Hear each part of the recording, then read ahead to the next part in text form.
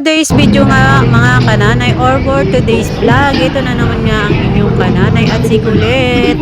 Papunta nga ulit kami ng studio sa Kulit Bulilit guys. Pero nandito na kami sa Parañaque. Dito na sa may tricycle station.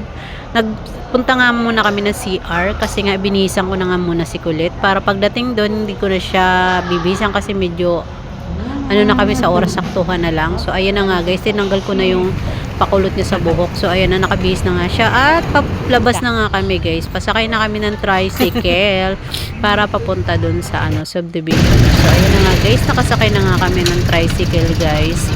Kasi nga medyo na kami sa oras. So medyo saktuhan na lang. So kasi ang call time is 2:30. So ayan na nga guys.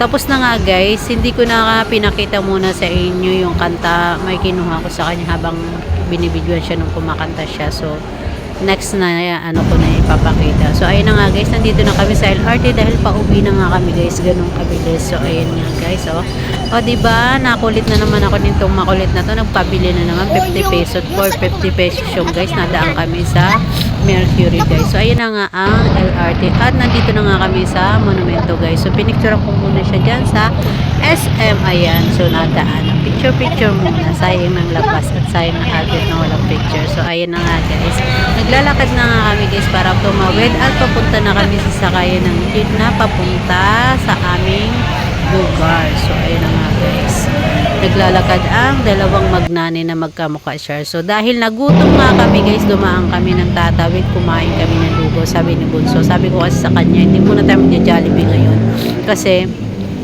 wala tayong budget. So maglugo na lang muna tayo. So ayan nga guys, naglugo na lang kami, gusto naman niya. So ayan nga guys, himala nga guys, naubos niya yung lugaw at tokwa na order niya. So gusto niya kasi yung tokwa.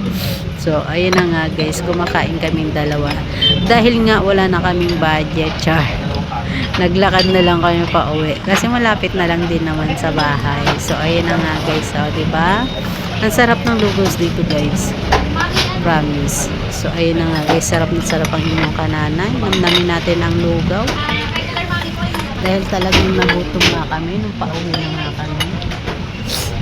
So ayan, it's so yummy.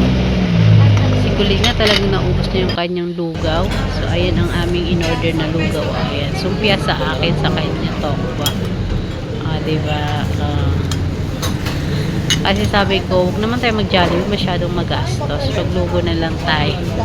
70 pesos lang yung binayaran ko dyan guys. So ayan na nga guys, pauwi na nga kami ng bahay. Naglakad na lang kami kasi malapit lang naman. So yun lang guys, dito na lang ang aming video. Bye!